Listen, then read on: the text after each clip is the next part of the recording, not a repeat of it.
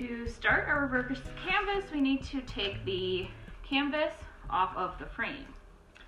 So I'm just using a razor blade and I'm just going to cut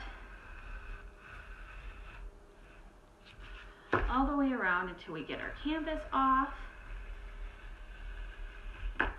Then you can take out the staples. Some people leave them on, some people take them off. That's up to you. You can use a flathead screwdriver to get in there after we take the canvas off to get the staples out, or you can just flip it around. If selling, I would get rid of them. If for my wall, I'll flip it around. Now, if you want the creamy inside, you can put the HTV directly on here. Or some people like the white side. It's totally up to you. You can use either. Now we're going to paint.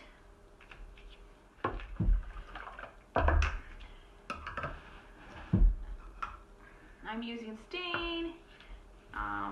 You can use acrylic. You can do whatever kind of paint. You can leave it natural if you wanted to. I am going to do black stain. Now that our frame is dry, we can measure the inside to find out how big our design should be for our heat transfer source HTV black vinyl that we're going to use for the canvas. So you want to measure the inside, as that is where the design will go. We're going to iron it onto this canvas. And I just like to give it a little bit of gap, so I go even smaller than what I measure, so that you have a little room around to play with when you attach it. We're using HTV from Heat Transfer Source, matte black, shiny side goes down.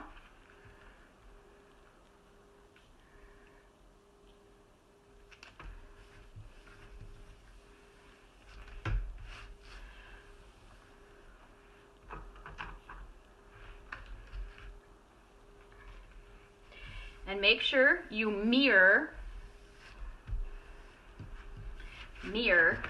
your image in Design Space or whatever design program you're using. Load, iron on, and we're going to send it to For 300 more craft tutorials, please subscribe to our YouTube channel and remember to hit that bell. Thanks, everyone. Now that our paint is dry and our HTV matte vinyl is cut, it's time to weed.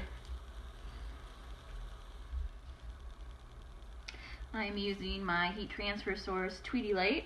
It gives you a little bit more ability to see these small details to get them out.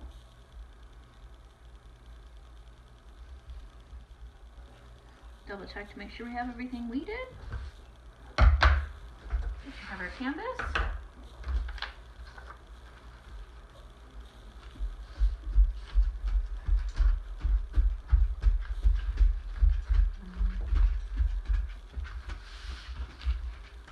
And everything. So I always place it on before I even get the iron ready.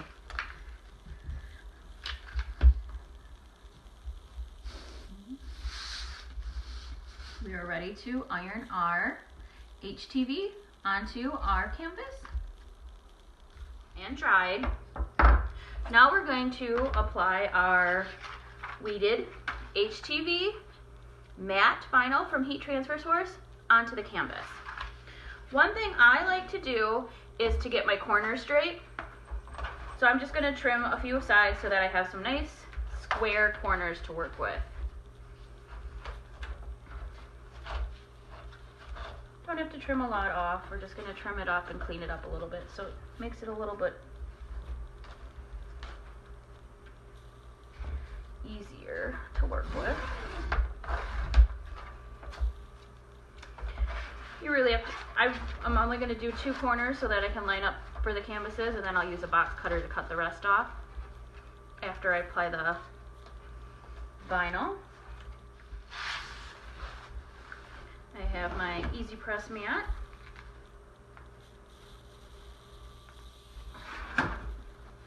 I use a Teflon sheet for just about everything I do.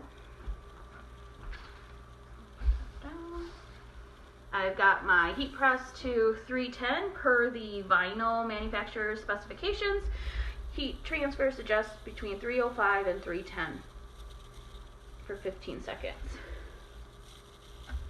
I like to put it down and then take the sheet off and then do it for the 15 seconds.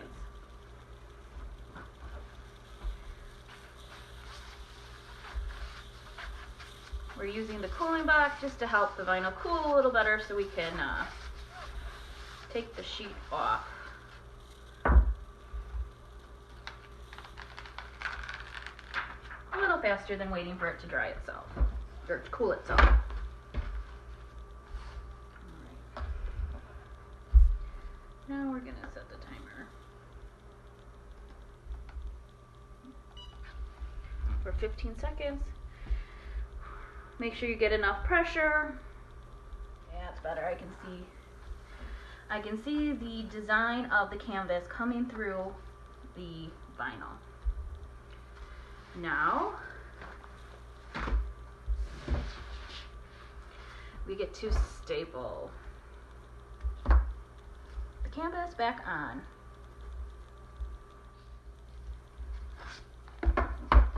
Having that nice corner helps this process as well.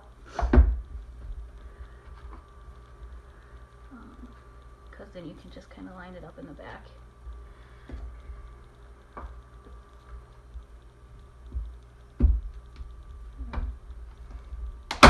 Staple. I always like to do one. Make sure it's still the way I like it. I start with the one side that I cut and I move my way this way so I can keep putting a little bit of tension on the canvas as I go. If I have any like that, I'll just grab a hammer and I'll nail it down if it doesn't get in quite as good as I hoped it would.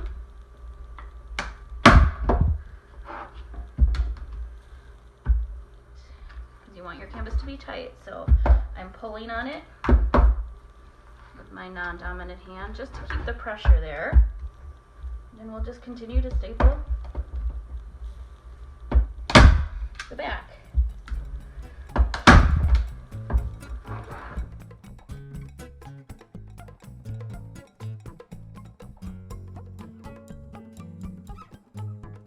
For more tutorials like this, just subscribe to our YouTube channel and remember to hit the bell to be notified of all new tutorials.